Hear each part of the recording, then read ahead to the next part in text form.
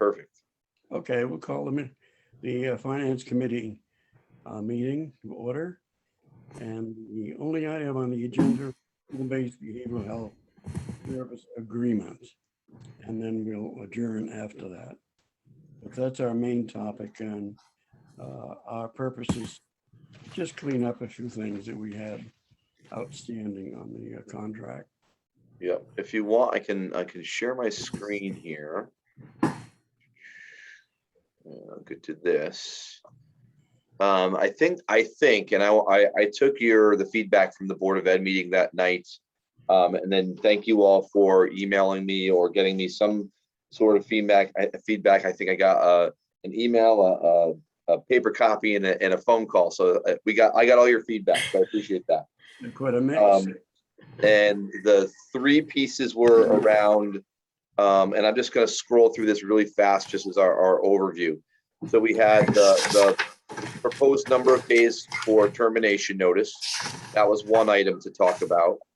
Second item was around 2C, which is around the parent rights and student rights, and we can talk about that. Right. An update from the attorney on that one.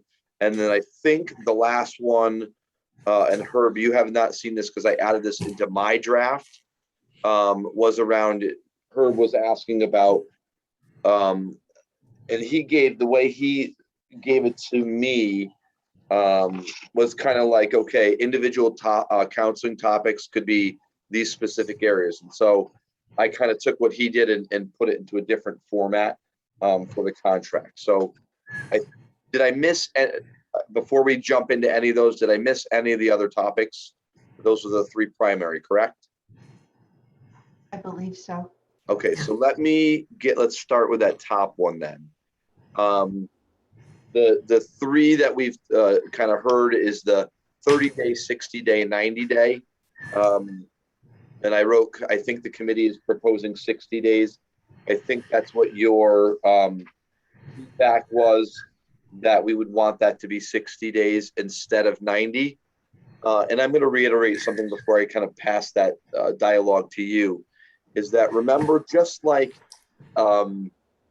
if we had a teacher or administrator and a report came forward and we had to do some sort of investigation, that person would go out on leave. We would put them on paid leave while we did that investigation. I kind of see this the same way, is that, look, if something happened with this person, I, as superintendent, would not allow CHC to bring that person in and, continue to be in our buildings until that investigation was over and we knew, number one, either that person was cleared, or number two, if it was real, they would never come back in, right?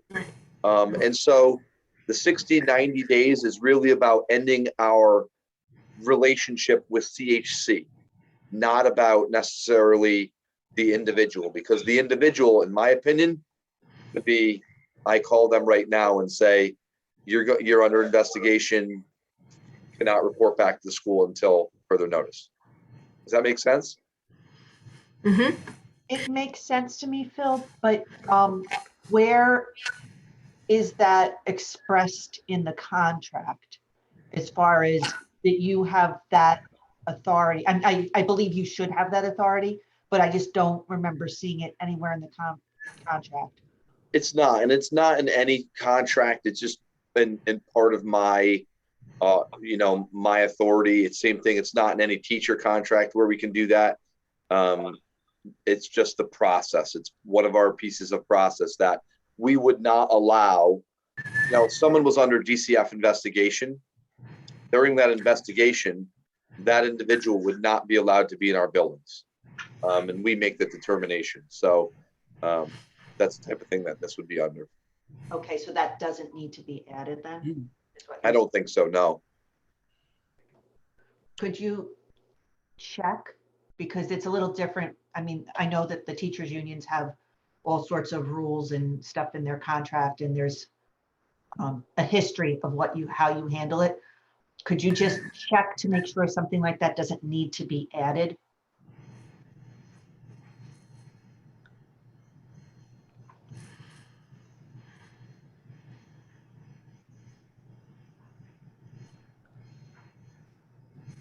I just don't want your hands to be tied.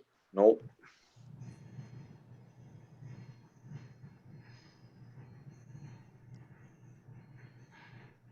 I'm just going to say paid leave. This is just my notes at this point, and I'll confirm that for you for Tuesday night.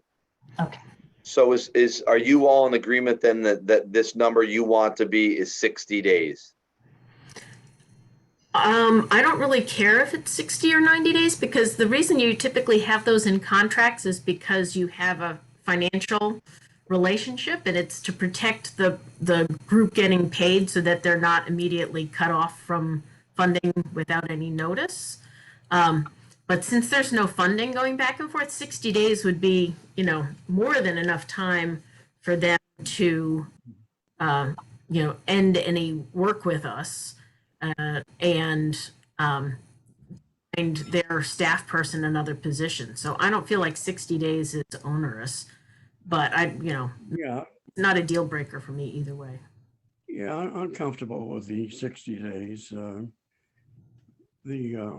If a youngster is being serviced at all in the system, they would not be cut off from that service. It would be provided in some fashion by either the school-based health service clinic that we have, or by the home organization. They have the facilities to handle that. So I don't see that a problem, but the 60 days is fine with me. Okay. Donna? And so I'll say yes to 60. Okay. Okay. Okay. All right. So regarding 2C, the question was around what is the student's rights? What is the law? I sent the statute, and this is what I emailed you. I sent the statute to the attorney and said, we've seen some things around age 12 being having a student having the ability at age 12 to make a determination that they want to see a counselor. The counselor then needs to determine clinically, do they fit the criteria, and do they have the ability, the maturity to make that decision? They have to make that decision clinically. And so what the attorney said was they talked to basically a child attorney, and the attorney said there's actually no age. They can pick which, the clinician determines if that student, that child is mature enough to determine. The other piece of this was, can we be more restrictive than law? And the answer was yes. And her response, our attorney's response, was what we already have in place, what we've added to this contract that's not in CHC's other contracts, is that we've already made it more restrictive, stating that they have to get this person actually has to get the sign off from a formal official from CHC, but then we added in the requirements on our end of what it would look like. So it's up to you now to determine if you want a different recommendation of whether you want to make that more stringent, or if this satisfies your level of limitation. So I would like to make a recommendation that we just strike out on the second line where it says, or when allowed under applicable law, the student who is the client. Leave in that second paragraph in yellow. Sorry, can you say that again where you are at? All right, under C, the second line down. Or when allowed under applicable law by the student who is the client. Just get rid of that.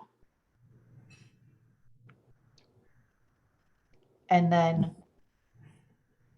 in the second paragraph, leave in the emergency crisis thing. So if we have a child who is in severe crisis and they're going to be calling 211, but I would just add on the third line down after seen by a willing CHC provider, I would add one time without prior parental or legal consent? Or once, whatever's the. So that if, I think that that would, yeah, right, whoops, up just a little bit, provider. Go up to, it's 1, 2, it's the third line down, Phil? Line here. Yep, seen Yes. by a willing CHC provider. And then between provider and without, I would say once or one time, whatever is the appropriate. So that way, if there's that end of the school day, kids are about to get on the bus and we have a meltdown, if the school deems it, if they're going to be calling 211, I don't really differentiate between calling 211 and calling the CHC, as far as you're still reaching to somebody outside of The school our district, school yeah. family, and that way. And so I think that that might give us the best of both worlds. What do you think, Michelle? I'm reading the whole paragraph. Can you make it a tiny bit bigger? You're really Absolutely. stretching the capacity of my reading glasses. Is that better? Yeah. Oh, even better. Thank you. So this would be, I'm working at the same time. So if I understand what she just said, this would be what she just said.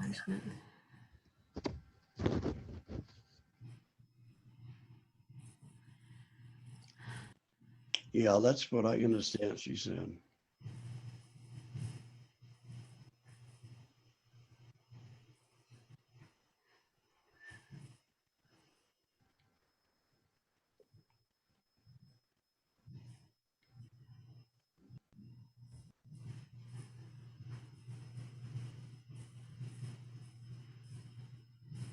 Those are the only two changes, Phil, that we have on that. Well, in this section, yeah, the feedback that was given was really looking for what the legal requirement was, what we could do, and there was really not. You were waiting for feedback from the attorney around this specific area, so this was kind of the bigger of the 3 items.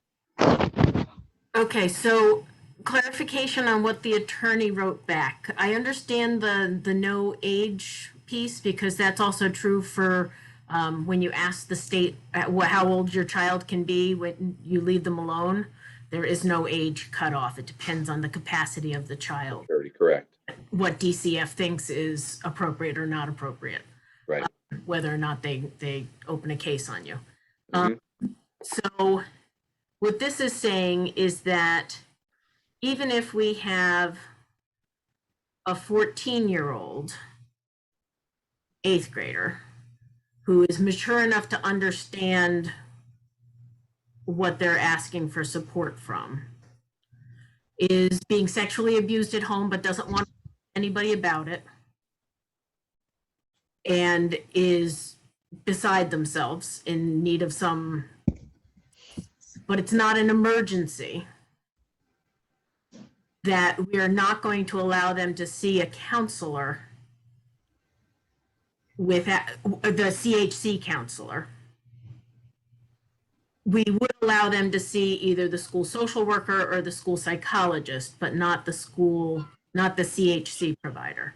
Is that kind of the way this could work? That there are other supports that child could access without of the parent. Likely, something like that, as soon as they disclose, they're going to have to call DCF anyway. I'm trying to think of where they haven't quite disclosed. A lot of children who are in the working up to the disclosure process dance around it a little bit before you know that you have to call. So there's kind of I'm sure that a child who's ready to disclose that they're in danger has a method or some way to build to that point if they need it. That's my concern. I don't care whether if they don't see the CHC person, if we have other capacity in the school to help them. I just don't know if that having this person there should free up a little bit of the capacity of the school staff. Is that correct? That I'm reading this the right way?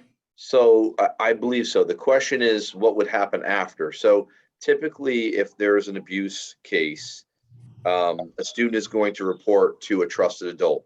That trusted adult may or may not be a counselor or a social worker, But or they're all mandated right. reporters in the school But building. because they're all mandated reporters, they're required to call. And then it would be up to the school to determine what we could provide for services. But DCF would be involved if that case was Right. accepted. And they typically would tell us, you know, they would help us make that decision because they would typically take over, Right. you know, some of those rights. So my concern is the step before that. Sometimes children come right out, they just blurt it out, and there's the problem. And then sometimes there's the, you know, the dancing around it piece. So if there was a child who needed services, but was unwilling to have their parent know about it, in part because they were exploring whether or not I trust this adult enough to tell them this secret that is so horrific for them. Is there a way that the person could meet with a school counselor more than once? This is not limiting. Our school counselor, you mean? Yeah, I'm just saying that if they wanted to meet with the school counselor, this is not limiting what our school counselor typically would bring in the parents if there was a real problem. Correct. Our It school just takes a counselors. week. Our Sometimes school it takes counselors. a week and you might meet the school counselor twice. I just don't want to.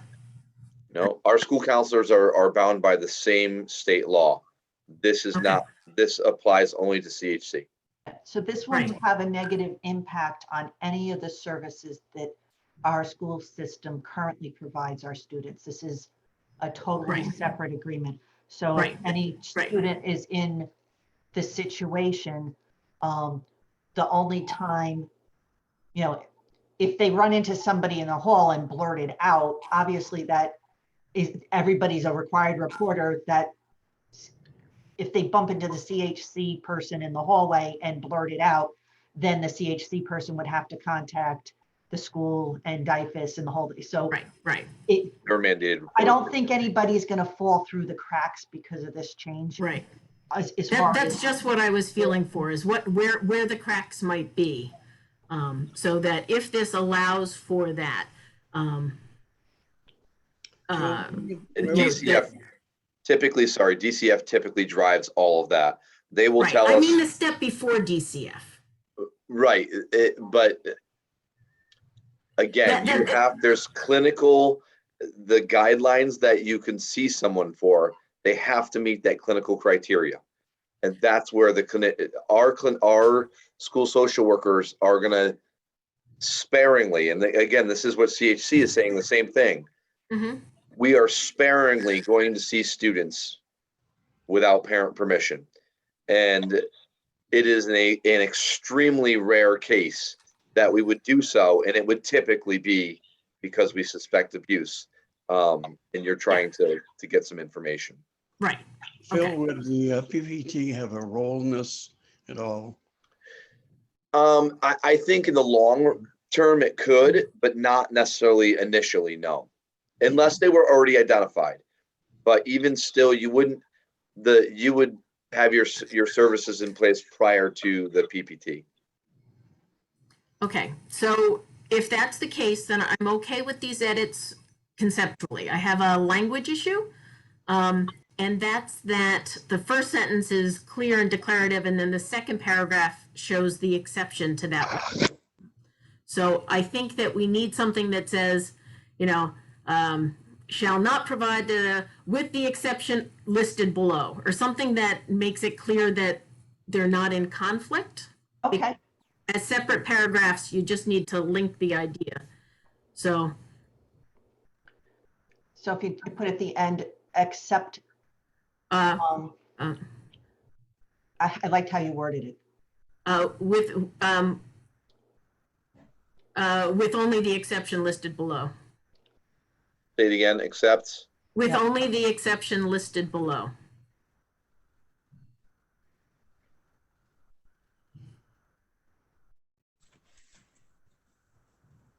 Read that and make sure that fits what you're trying to.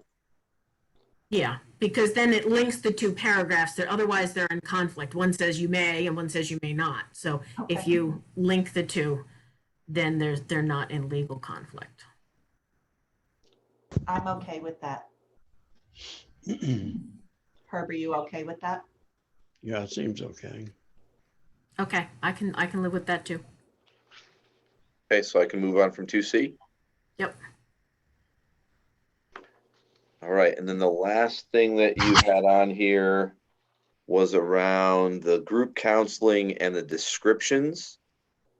And what I did was, Herb, I took your document, and basically what Herb had done was said individual counseling topics, may include and listed, 7 or 8 things, and then said, et cetera. He did this for each of these items and listed a bunch of different things. And so what I tried to do was write what the delivery method was. And I think Tracy was asking about this too. She didn't like the I don't remember if it was the word that was applied. So now it was description, maybe was the word. I can't remember. But now it says behavioral health delivery methods with the list, and then the examples of reasons for services. And these, again, it can go beyond this, but we listed a group, and I took what Herb had on his.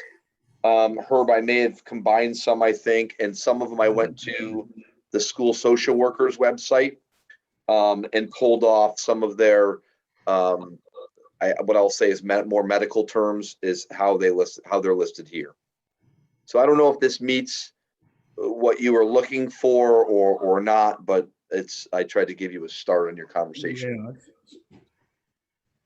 Well, it's not exactly what I anticipated. I thought each group or each counseling area would have a few items listed there as the topics that would be covered under that particular topic. But this is a step forward as far as at least providing some inclination as to what is transpiring in each one of the counseling areas. It's not a complete list, of course. It's just a list of possibilities. Yeah, I think it gives people an idea of what some of the reasons for services would be.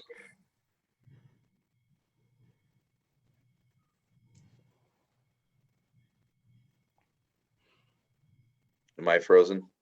No, I think Okay. we're just, I wasn't Sorry. sure if we were waiting to see if Herb was finished. No, I've said my piece on that, I guess. So you're okay with this then? Yeah, I would prefer the way I had it, but this is a step forward in finalizing the contract. This provides information that I was interested in having in there. Yeah. Herb, oh, sorry, go ahead. No, nothing. I was going to say visually that big black line is painful. It's Yeah. toner, and I would encourage you to narrow that. Thank you. Much better. It can go even smaller, Phil. Okay. I might have to change the font. Well, whatever you do, that's okay. That was just, it was making my eyes cross.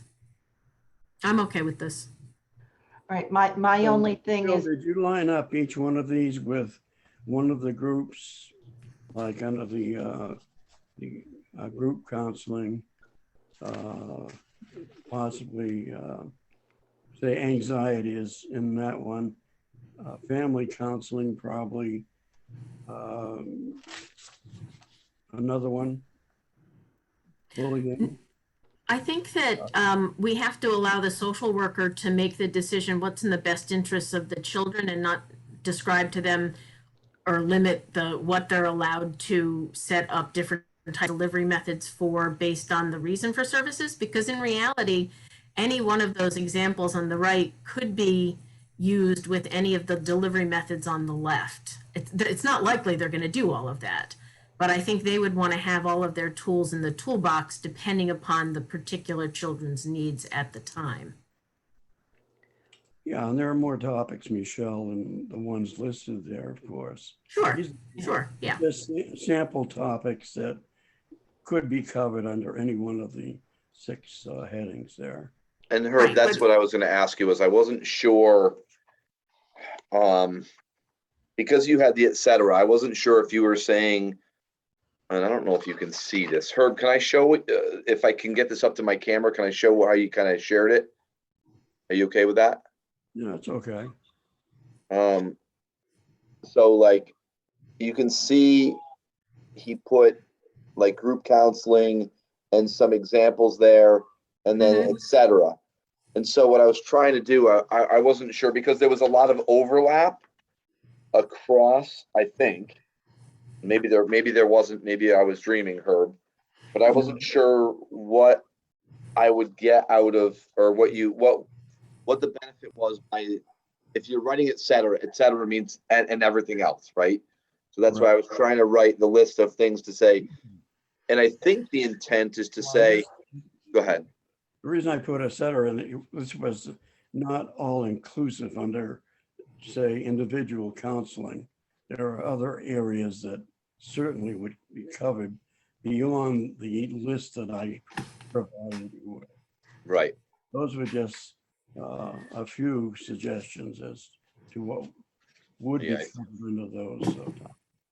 I think we're saying the same thing, and that's why I tried to just to shorten it to say, because I didn't want to feel like we were limiting things. At least it shows the list of some of these are primary things of why students would be seen in the list of examples for services. It's not comprehensive by any means, but it's a start. That's what I was trying to aim for. Right. Right, so I'm okay with the examples of reasons for services. I want group counseling eliminated. My understanding is the reason we need this group to begin with is because when we think of the triangle, if we put our students in a triangle, the bottom part of the triangle, most of our kids are fine either with or without what the school already provides, and they're not requiring a whole lot. Then the next level up on the triangle needs some regular intervention with the services we already have, and maybe needs to transition when, oh, I can't remember her name, the one who's in charge of the mental health, Marcia. When Marcia said, when it becomes not educationally necessary, but the kid still needs a little bit of help. So the school really can't provide it unless they have extra room, that this group would come in and take up the slack. But mostly it's there for that triangle of students at the top that are having significant emotional regulation or issues and some other stuff that they need more than our staff can provide, either because of time constraints or because of training constraints, that they need the next level up. And I look at group counseling as a Pandora's box. And I don't think that it's really gonna address the kids that need what they need. I think that the individual, the family, the crisis, the telehealth, and then if they refer them out to somebody because they feel that medication is needed in the process. So I try and remember that, this is a public school, and also to protect the rights and the privacy of our students, because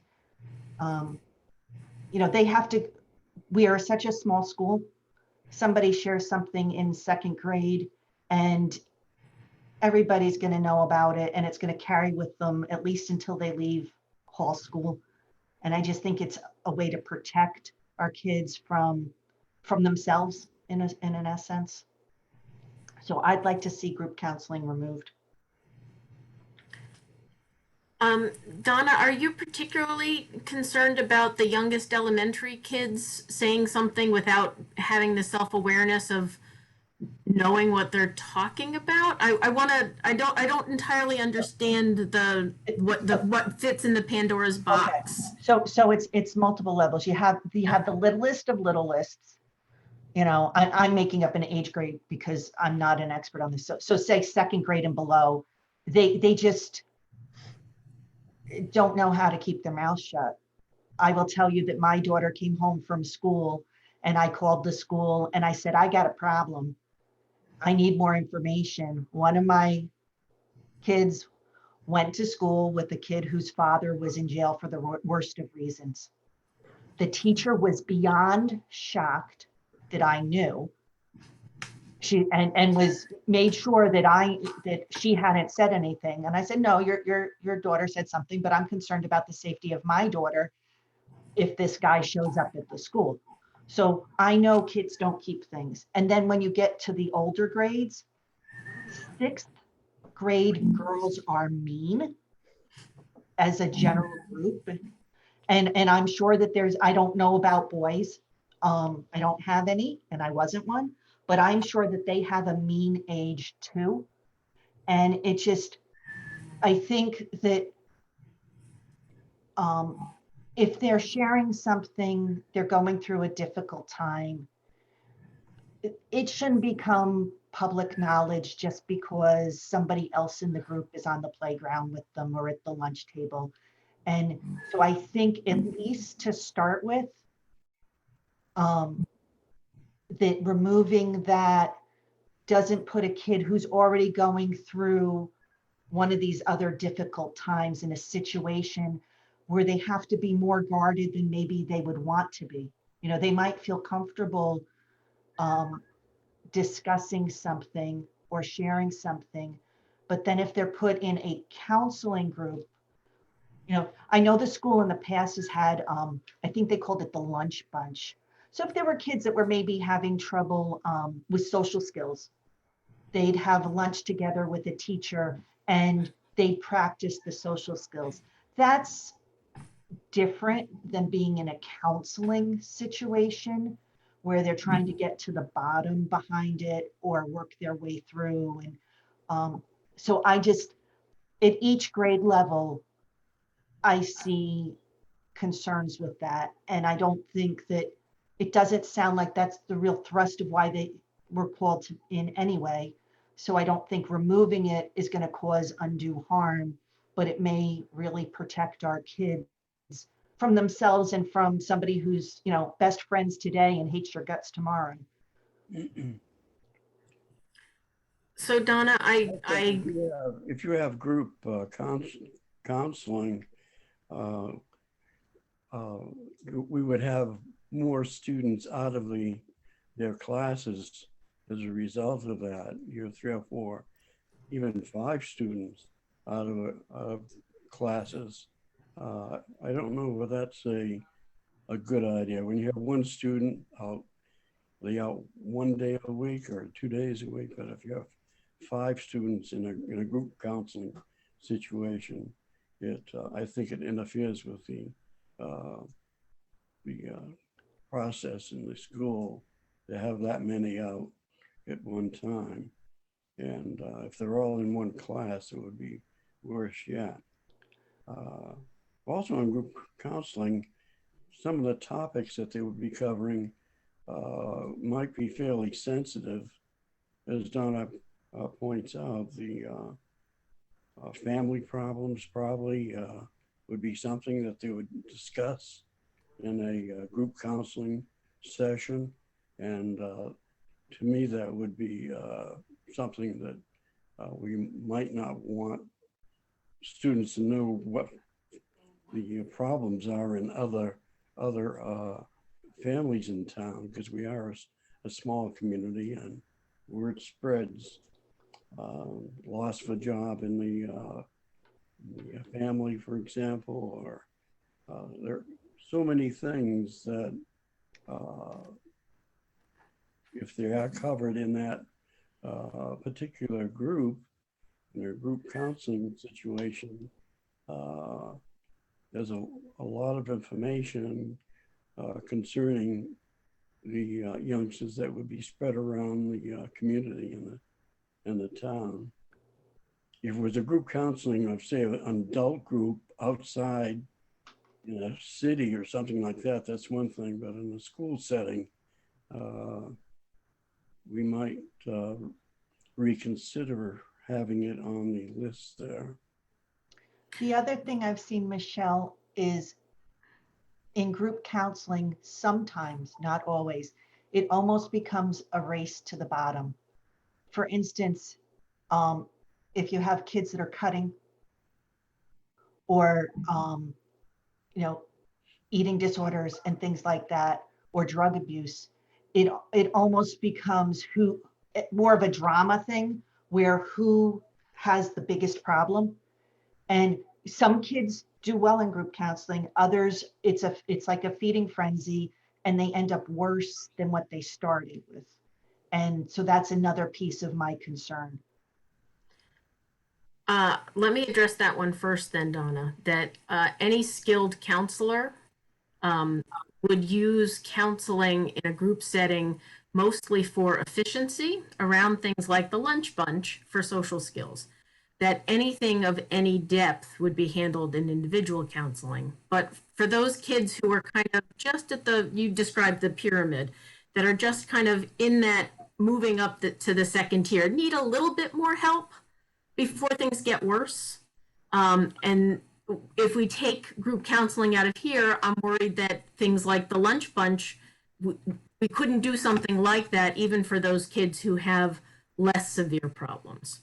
But this is only CHC providing. This does not stop our own staff. No, I recognize from doing that stuff. I recognize that. We're choosing to take a tool out of the toolbox and say that this person may not use this tool, which is an efficient tool. He or she could do it all via individual counseling. But if it's some things like social skills, it's better to practice in a group. And allowing them to participate in this, I think we have to some degree, trust the counselor to be a professional. We're not bringing in some green person who's only been trained as a scout leader and never done, significant counseling, nor all of the skills necessary to get the training and degree to be this person. So I feel like it would be taking a tool out of the toolbox for this person that unnecessarily, we haven't seen that there's a problem. I would be much more comfortable revisiting this in the future if an issue came up, because honestly, kids have no filter. There aren't any secrets in a small town. Whether or not they go to group counseling, we're going to know whether or not you lost your job and whether or not your ex-husband is a pedophile and in prison in Kentucky. We're going to know those things because the kids all talk to each other. So I don't think group counseling is the risk there. I think children in group settings in general, that's going to happen. I don't think the group counseling is going to promote that in any way. And in some cases, it might actually help them to build out, I feel, I don't know. I'm trying to think of something that of a social situation. Oh, I feel embarrassed to raise my hand in class. I'm too shy. I don't want to do anything. So maybe if you had 3 shy kids practicing with each other, role playing what it's like to raise your hand in class, that's a group setting. If we take it out of here, could this person never do a group activity with people who, doing that with an adult is not the same as doing that in front of other kids. So I just feel like we don't know that there's a problem yet. I would just as soon leave this in here, and if it becomes an issue, then we can, take it out of the contract and talk to them about not doing any counseling. It just seems premature to take something out, out of the toolbox. I don't think those kids would even be seeing this counselor because they're at, as you said, they're at the bottom level of needing any assistance. So I wouldn't expect that somebody that's a little shy is going to be taken out of the class during school time to meet with a professional counselor to figure out how to deal with being a little shy. My understanding was that the kids that were going to this were kids that the school, that the teachers identified as needing some significant assistance. And so then it would be determined, reach out to the parents and say, we think your child needs this additional help, and the parent signs off. The only way the couple kids that are a little shy would be going to anything like this would be if parents self-referred, and then the clinician would have to determine if they even needed this level of service. So I don't think that the kids that this wouldn't affect what the school is currently doing. And I don't think the kids that are in the bottom tier would even be seeing these people. So for example, you're right that I think the majority of the need is going to be for individual counseling and crisis intervention. I think that's going to take up the majority of their time. But due to the nature of the fact that there are ebbs and flows, if there was a time where they actually had the capacity and the time to maybe do a lunch bunch group with kids who were shy, maybe they send a note home, the teachers refer them saying maybe there's an issue here. They could use some self-confidence building. Would you let your child be seen for a lunch bunch 4 times over the course of the next month because we have some excess? They would only do that because they're not filled up with individual counseling. I don't see it as absolutely essential that they have to do these things. I'm just saying it seems like a wasted resource, that there's a tool in the toolbox. If they have capacity, if it's needed, why not give them the flexibility to do that rather than having them be hamstrung by our concerns that something might happen when it hasn't happened yet. After it's happened, if it happens and we hear a complaint, absolutely, I would happily have this conversation at that point. It just feels premature, like we're taking something off the table because we're worried about something that may not ever happen. I'd rather do it the other way. Yeah, it's a different approach. And take it off now, see what happens with how it goes, because they have to earn my trust.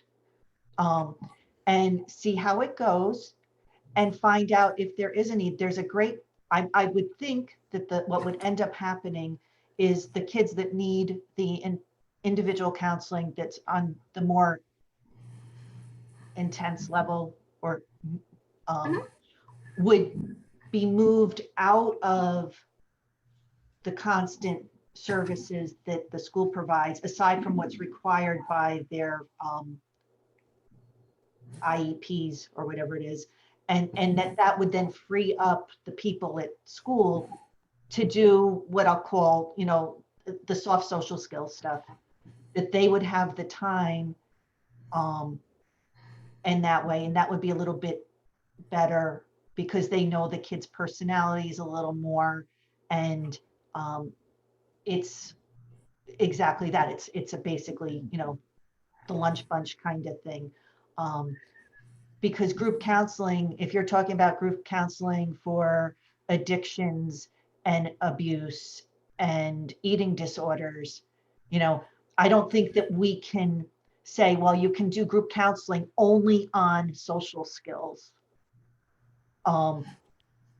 because we don't want the other stuff dealt with, or at least Donna Cook doesn't want the other stuff dealt with in group counseling. I think that if we took it out because it's there to be, everything else is there, that it frees up our staff to deal with the group counseling stuff. We have 6 or 7 other counseling areas. We have the individual counseling, family counseling, crisis, referral for psychiatry and telehealth. There are plenty of opportunities for counseling if and when this contract is agreed to. The deletion of group counseling, I don't think would have a tremendous impact on the counseling that the students would receive under this program. The Yeah, I agree with you. I agree with you that the individual counseling is the most important piece on here because that's the part where it's very hard to Yeah, get. that's where most of it'll Yeah. take place probably. Yeah. But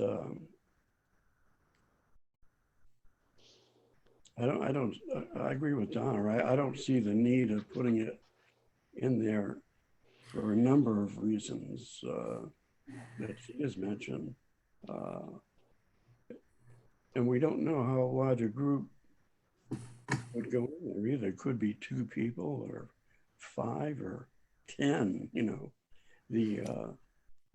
But I think that the counseling is pretty well covered.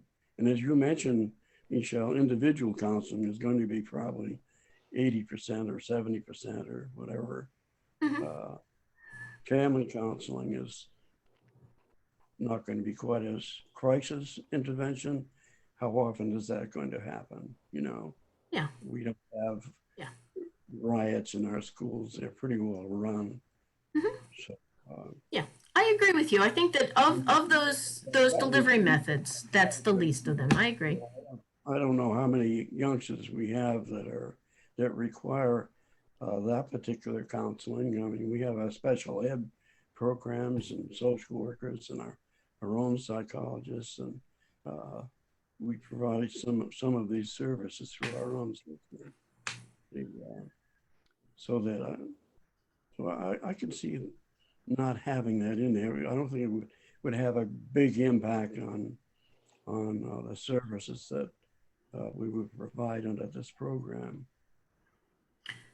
Yeah, I agree with you, Herb. I think that in one case, it's just more efficient, and in some cases, it's more appropriate for the type of issue. Sometimes you need to it's a different dynamic between a child talking to an adult and having something in those groups. I'm not saying that that would cripple this, but I am also very concerned that if we take it out, we will never revisit that. This isn't a test to earn your trust, Donna. This is you don't have my trust, you may never have it back. Oh, see, I look the other way. Yeah, if if you take that out, will we revisit this conversation in December or January or June for another? Michelle, because this particular program, we'll be watching it and observing, and we'll be getting information from the superintendent regarding the program.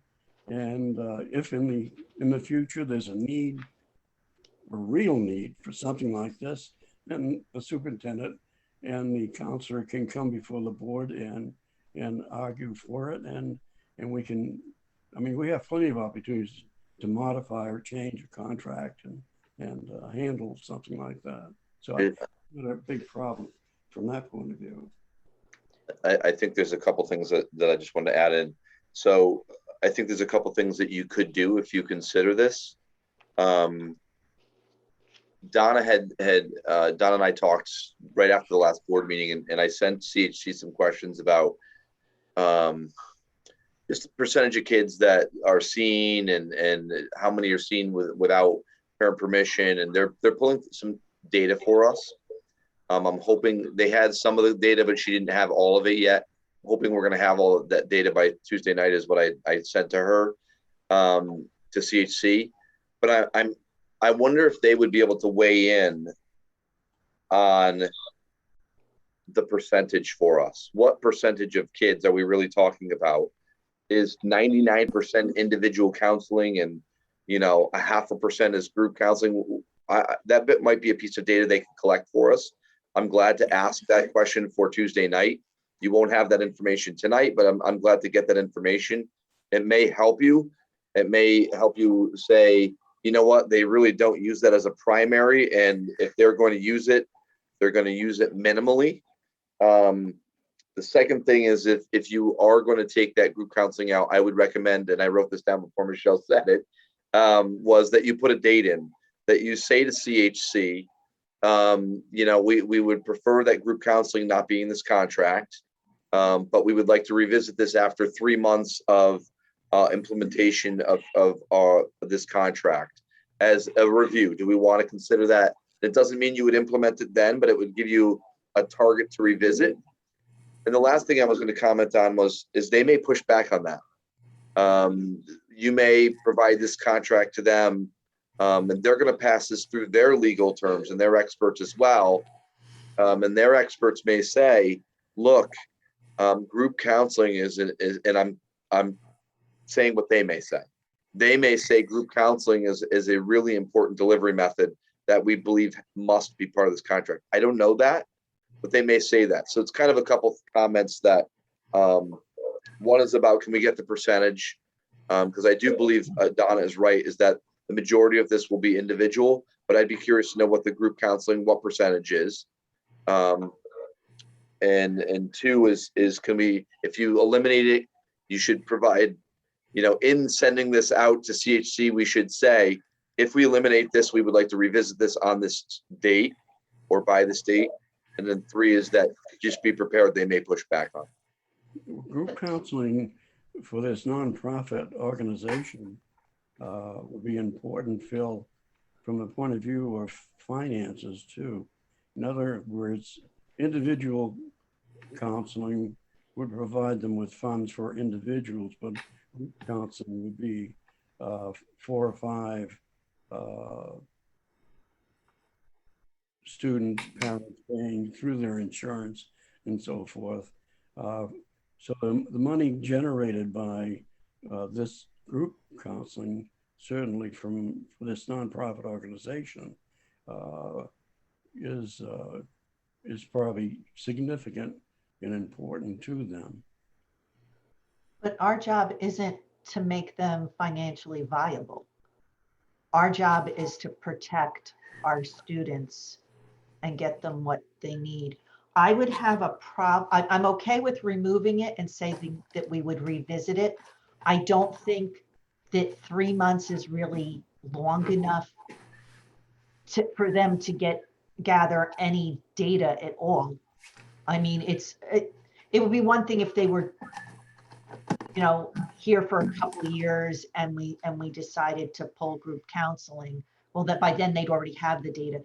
But 3 months, at least at the beginning, it isn't fair. I don't think it's fair to them to give us valid data.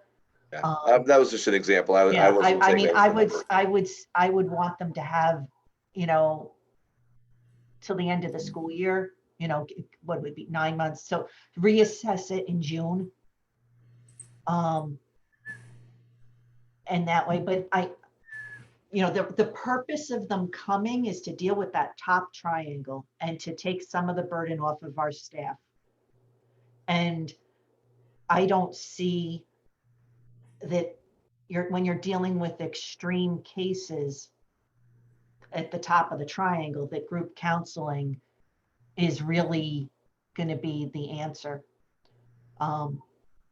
So those are my feelings. I'd like to see it removed. I'd be willing to say to look at this one piece at the end of May. Assuming they start in September, the end of May, it would give a bigger window, and to have our, get some feedback. I think one of the things that we're nowhere in this contract did I see, excuse me, I'm getting a call from the United States. We know that scam. Sorry, I meant to put my phone on vibrate and I didn't. But anyway, I don't recall seeing in the contract anywhere where they need to provide us some data. I mean, I think that they should provide, maybe on a quarterly basis, because I don't want it to be an onerous reporting requirement, that they should tell you, how many students at each school and how many visits total. I don't want to be able to identify that, which student sought this out, because that's not our business. That's between the parent and the counselor. But I think that if they could give us feedback on the number of students and what buckets they fall into, whether it's individual, family, crisis intervention, referral to psychiatry and telehealth, that would be helpful. And I don't know what kind of information they could provide for our own counselors. You know, if all of a sudden they're seeing a whole bunch of people with, I'm going to pick eating disorders, well, maybe there's something we need to be doing in the school as far as education or whatever, so that we can prevent the eating disorder before it gets to the point that they need to go for counseling. So I think that it could be a good tool if we get appropriate feedback that doesn't betray somebody's privacy. But I think don't we'd see have to be careful on knowing what the right time interval is for that. I agree that we'd need at least an annual update with some breakdowns. More frequently than that, you might run into that one crisis intervention case, because some of them will be small Okay. numbers. So annually, I think would be fine. Okay, that's reasonable. Just something, because like Yeah. I said, if they're starting to see a trend, And obviously, if they're starting to see a trend on anything, they should be communicating back with the principal or the superintendent right but away. it doesn't, yeah, but it doesn't say that in here about their communications other than legal notices. No, I you don't- wouldn't. That's stuff that we set up with them, that we would be looking at that data. It's not it's just like your student data. You don't see, you see overall pictures. You see, you know, percentage of students that are accessing family counseling, the number of students that are being seen. You probably would not break it down by grade because No, because we're so small, it becomes identifiable. But you could break it down by school, you know, the higher percentages being seen by the middle school. That's all data that you would want to reference as you consider extending, you know, keeping contracts going. If Mhm. things are going well and it's being utilized, that's data that you would want to see for sure.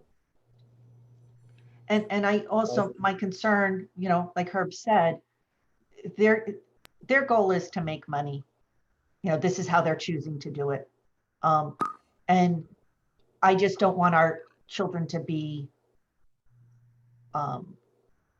pressured into taking advantages of services that they don't need. I want them to be encouraged to take advantages of services that they do need and are there. And it's kind of fine line between encouraging and pressuring. Yeah, remember, parent has to sign off on it too. They're involved in that process too. So The reporting is concerned, Michelle. I think once a year at the end would be an appropriate time, but I think periodically or every 3 months or so, the superintendent at our board meeting could just give us a little information as to how it's working out and how it's progressing. I'll give you, You don't yeah, need generic information without the detailed numbers. right. Yeah. Yeah. That said, when you were talking about data, Phil, I thought what you meant was asking them for examples from other places where they do this work, what % they use the group counseling for. Because correct. if you take the group counseling out, then you can't have really good data saying, well, we would have used this if we'd been able to. You know, it gets a little dicey. So it'd be interesting to see, more so in a smaller district. I'd rather see for Stafford than Hartford, right? How often they use group counseling. In my mind, group counseling is sometimes used because it's efficient and sometimes used because it's appropriate for the topic to be discussed. But so you're right, there is a chance they might push back and say, this is a part of our profession and we will not give that up. That's a possibility. Yep. I would want this to be something that we come back and visit in 6 months or less, you know, at the mid-year point. I don't want to wait a whole year. If Marcia can make a case, well, we would have done all of these good things. There's great potential for this. I think that I'd like to know more about what types of groups they use and how often it is, because I don't think it's 10 kids at a time, Herb. I think it's probably more like 4. Right, just given the needs of the kids and the type of group. But I don't know that for sure. So in terms of information, I'd rather have information from a like-sized or a similarly rural community, what the groups are used for, or why a group, I don't know, it doesn't have to be the topic, but kind of give me a more concrete example of what groups what the benefit of group counseling might be. Or the uses of group counseling. I'm assuming, I'm not sure if they'll have that data or not. I'm assuming they do, but I can see what data if they can pull that data, I can contact her tomorrow. I know she's not in, but she responded to an email I sent today, so she's like me. But if they can gather that data for Tuesday night, I could have that information for you. Again, as a committee, you're simply making a recommendation to the full board. And the board then will vote on what you have there or make their own adjustments. So I think what you would say is, if you are considering 6 months or whatever the number is, you just need to be prepared as a group to say what that recommendation is. It seems to me that we're not going to be able to come to a consensus as a committee with that today in a given time period. So I think what you should do is highlight everything but group counseling is green. And then we'll have, oh, sorry. Nope, you're good. Yeah. So if you do everything and then that leaves the group counseling is the yellow piece. That's, Oh, I see what you're saying. see what I'm saying? So let's limit the discussion to the topic at hand and not, not jump into whether or not telehealth is a good idea. So what the group is proposing is that we didn't come to consensus on group counseling in the time allotted. Herb and Donna, does that make sense to you? I believe so. I'm just making Because sure. I'm not going to persuade Michelle to agree with me, and she's not going to persuade me to agree with her. Right. Fair enough. Hopefully the information you get. So if when Phil comes back, it turns out that, and I'm just throwing out, Stafford Springs, they saw 100 students and 98% of it was individual counseling. Would you feel comfortable with getting rid of group counseling because it's really not having an impact on the majority of the students? Versus if they come back and they say 75% of it was group counseling, obviously it's a well-used tool, which is a different story. It still doesn't answer, solve my concerns, but it could minimize your concerns because it's not a huge risk for a large portion of children. If it is only, not 5 kids, 5 instances, during the year. So it's not a huge problem in the school. So in both cases, both of us can see it's like the glass is half full or half empty. We can both look at it both ways. okay. And the other thing, Phil, is do you know if Stafford has in place the same kind of resources we already have in place, or if their resources are less? Because if they have less normal resources, that will impact all of these numbers, not just the group counseling thing. If they don't have the internal resources, or they're using this group in place of what we have as internal resources, that's going to skew the numbers. Mm-hmm. And it could go either way. Maybe they have more resources than we have. Yeah, I mean, better yet, I'll get whatever data I can. Okay, yeah, better yet would be to have an example from Ashford. Stafford isn't a perfect. They're brand new. Either. Yeah, they're so, brand new. So yeah, that's what I mean, though, is that there's nothing magic about Stafford. I just meant it is compared to Hartford, which is a very different.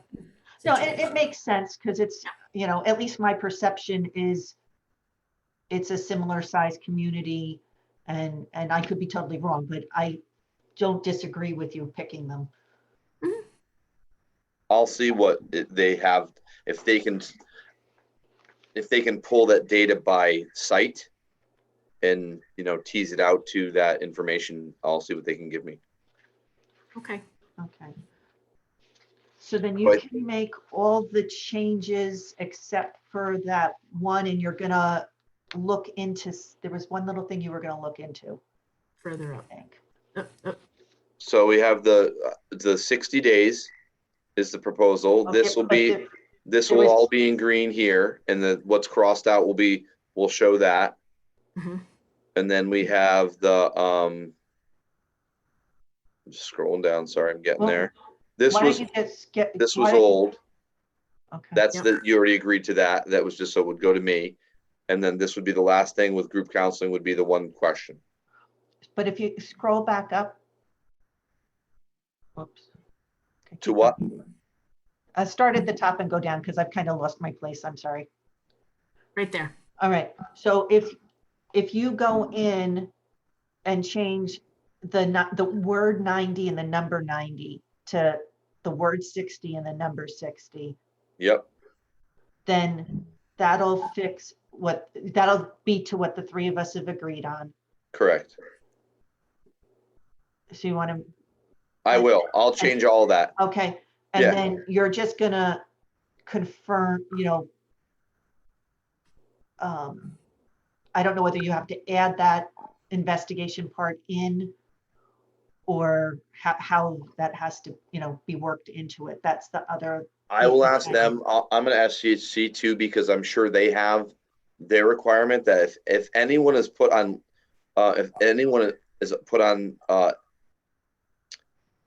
kind of a leave because of investigation, I'm sure they would have to put them out too. And DCF wouldn't allow that person to be in the building. Right. So, I just but I don't will know. find out. Okay, because I don't know if you have the authority to put them on paid leave or just leave. And It's not necessarily paid leave because we're not paying them. right. That's why I didn't What know. I if would the be word- saying, That's and the I put that in authority there just question. as, yeah, I put that in there for my generic comment. Okay. Basically, all I'm saying is that if I said to CHC tomorrow, look, there's an accusation, we reported it to DCF, they're going to be investigating, your social worker cannot report to our building until further notice, they would have to abide by that. Yeah, I just want to make sure that it's in there that you have that authority. Yeah. I can't imagine that they wouldn't allow you to have that authority. No, and they'd probably be required to because DCF during an investigation would not allow that person to remain. Right. But the question of whether or not they get put on paid leave or unpaid leave is not appropriate for this Right. contract. Right. Right. And maybe I need the answer to the question, but right. it's I not- won't it's write not a that. That was contract. just for me. Yeah. Okay. Phil, I have a question that I've been thinking, it's really kind of related to this, but not completely. Yeah. The health service will be pulling kids out of classes all year long. We don't know how many. We don't know how many of our youngsters have issues and problems that would require their services. But we also have our special ed, and we have a psychologist. Our psychologists pull kids out of class the same way. Our social worker pulls kids out of classes. Mm-hmm. And in 504s, they're pulled out, aren't they, periodically? Maybe. The special ed, some of them probably would be pulled out of classes too.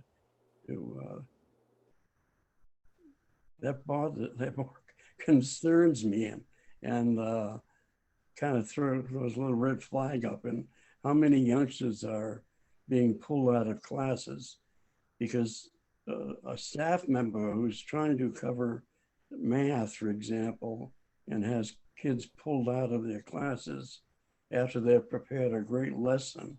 And sometimes if a youngster misses something, say in math, they never really recover that. That's always a weak spot as far as math is concerned.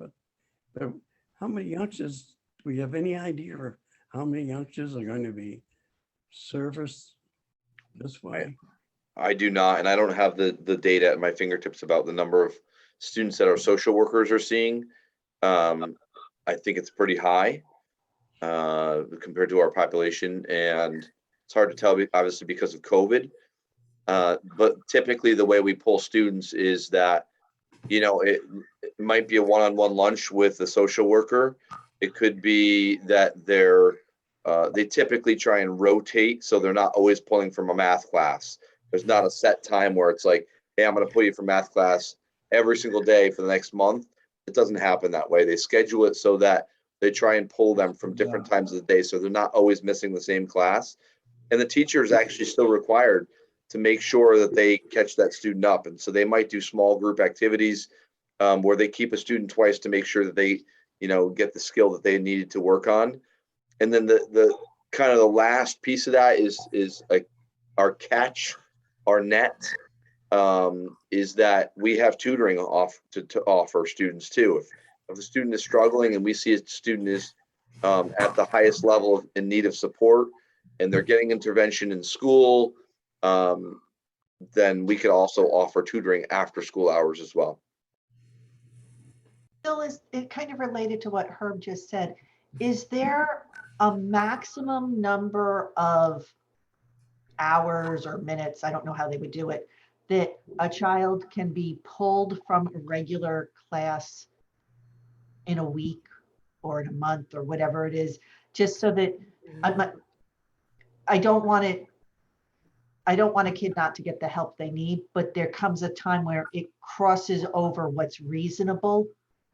And, if you have a kid that's being pulled out by all these different groups to help them, and so that they're missing 25% of the academic stuff in the school. I mean, not that I would want them to miss lunch or recess, but like you mentioned, if they're having lunch with a counselor, it's like a 2-for-1. You're getting your lunch while you're eating. Right.